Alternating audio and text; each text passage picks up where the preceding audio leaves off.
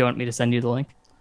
I can find it. Okay. I've linked it in Reddit comments a ton. So Yeah, I have it bookmarked because it's so important. It's the way it's the rules for the sport. It's how these fights are scored and judged. Like, wouldn't you want to know that? I would say the 99% of MMA fans have never looked at them before. They've never seen what the rules are because the UFC in the beginning of every event, they flash up a graphic that fights are scored based on effective striking, grappling, and octagon control. And people are like, those are the three things that the fights are scored based on. They are equal. Those are the things I should be considering. No. and That yeah, like the first sentence in the criteria says no to that. is not true. There is a tier. There are tiers of criteria, and it's very explicitly stated which are the ones you actually think about, and in which scenarios you actually consider the other things. So we're gonna take a look at that now. So I'm gonna put this on my screen for you. Nice little PDF we got going on. And we're gonna read the scoring. So obviously the 10-point must system, you're aware of that. But let's look at the actual criteria for how you score a round. So I'm gonna read it verbatim. Effective striking and grappling shall be considered the first priority of round assessments. So in the next paragraph, we're going to talk about what effective striking and grappling means. But just know this is the first priority of round assessments. So that's very important to know.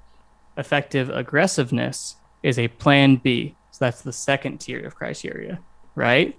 It should not be considered unless the judge does not see any advantage in the effective striking and grappling realm.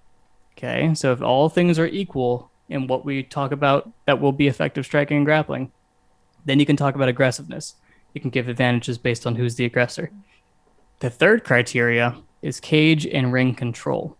That should only be needed when all other criteria are 100%. So, first, you're going to evaluate effective striking and grappling. If that is definitely dead even, then you can weigh aggressiveness. If that's dead even, then you can talk about cage and ring control. Okay? We're going to define all those things, but you're not going to need to.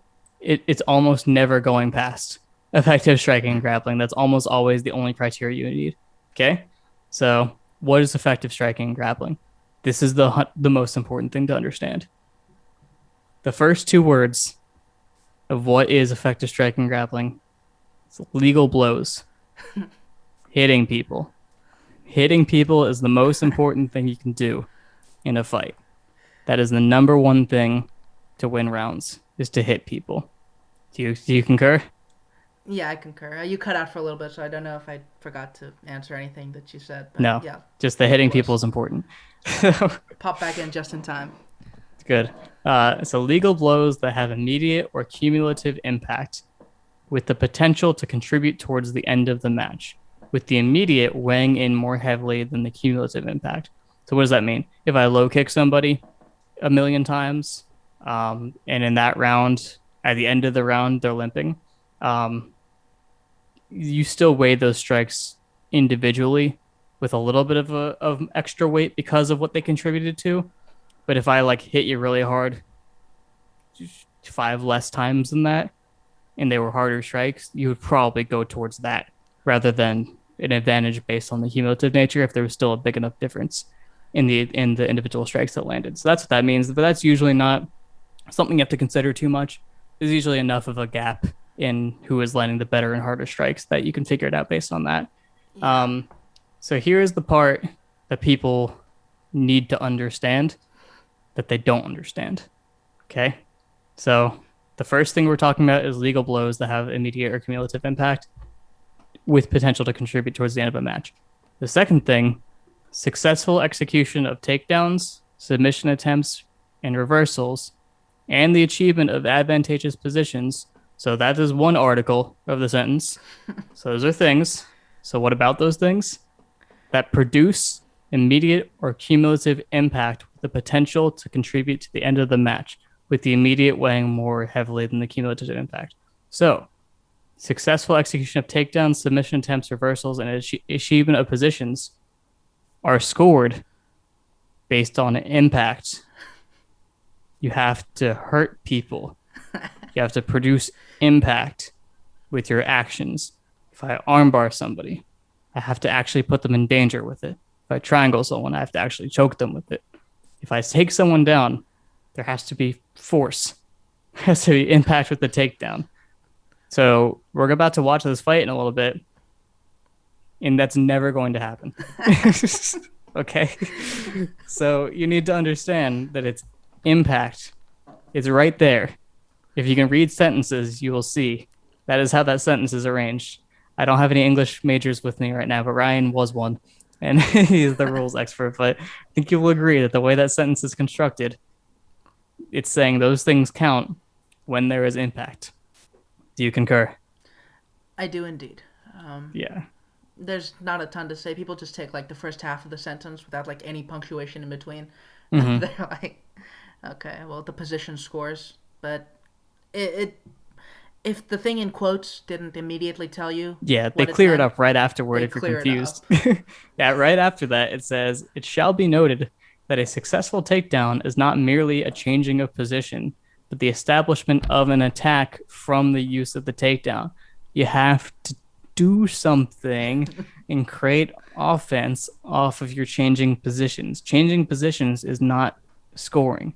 You do not score on position, you score on impact, on offense, on attacks, which makes perfect sense. Why would you be winning just because you have a position if you're getting beat up in the position? Hint, foreshadowing. Hint, hint. So that's probably something very important to understand if you're going to score this fight or any MMA fight that has grappling in it. That is how you score that. It's Now, also oh go my bad. ahead. It's No, you're also a good. thing establishment of an attack. A lot of people just consider like people trying things Trying. from the Yeah. back. Yeah, like one of the big examples is like guys trying an RNC from the back, and it's like just a lot of hand fighting. They don't really get close, and you're like, oh, that's an attack. Establishment of attack is a little bit stronger than that because, like, for instance, I think Oliveira Chandler is an example people used, but like Yeah. it was never close to an RNC. It was just that's the back. That's just all it is, the position. Yeah. Chandler slamming him from having his back taken is actually more of an attack than Definitely. the choke attempt. Not that it ended up mattering, but if you were splitting hairs, that is actually how that would go. So yeah, the stuff we just said about effective striking and grappling, that criteria will be the deciding factor in a high majority of decisions when scoring a round. The next two criteria, which are effective aggressiveness and fighting area control, must be treated as a backup and only used when effective striking and grappling is 100% equal for the round. So what does that mean? When the actual offense and attacks, things that are impactful, are 100% even for both fighters, then you can start scoring based on aggressiveness and control. And we can define aggressiveness and control as well for you. I might even cut this off. Yeah, not in this recording, but I might section this off and just post this on its own so people can understand the rules because I think this is a good exercise and I don't want to have to redo it every time. Yeah. uh, so effective aggressiveness, making attempts to finish the fight. So that's not moving forward necessarily. It's like how hard are you trying to get the stuff done. So if you're failing a lot, but you're trying really hard and everything else is equal, you trying is weighed. Otherwise, it is not. Does that make sense? Chasing after an opponent with no effective result or impact should not render in the judge's assessments. Yeah. Aggressiveness is only to be weighed if everything else is 100% equal. So it's almost never actually going to come into play. Yeah, it's also an interesting thing where like if you're effectively trying to finish the fight but it doesn't work, that is like chasing after an opponent with no effective result or impact, that's probably where fighting area control comes in.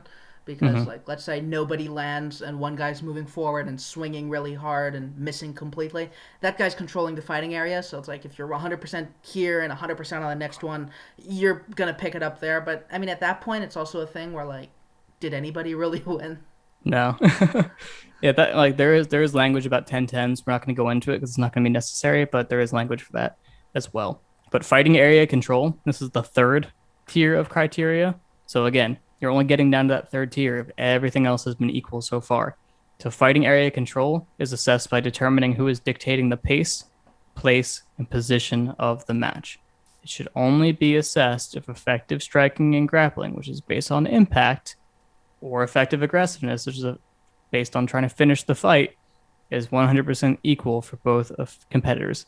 This will be assessed very rarely. So, dictating the pace, place, and position of the match. That's what putting someone against the cage is. Okay? If you're clinching someone against the cage, you have not done anything yet. You're dictating the position. dictating the position and getting a takedown, things like that, being on top, those are inherently rewarding because they allow you an easier avenue to get off offense. In themselves, they do not score. There's a reason why you want to do it. There's a reason why it's good. You have to actually make good on the position and produce offense. If you do not produce offense, it is not part of the scoring criteria unless everything else is 100% equal. It's plain as day right here. The rules are like it's overkill. Yeah, They they say went it so so many hard. times. So many times they say it to try to drill this home. So there was an update in 2017. This is the 2017 version of the rules, because the rules were the same. It was almost exactly the same, but judges weren't getting it right. So they made it really aggressively stated here to make it as clear as possible that they couldn't interpret it any other way. And yet, They still here do we are. interpret it. Yeah.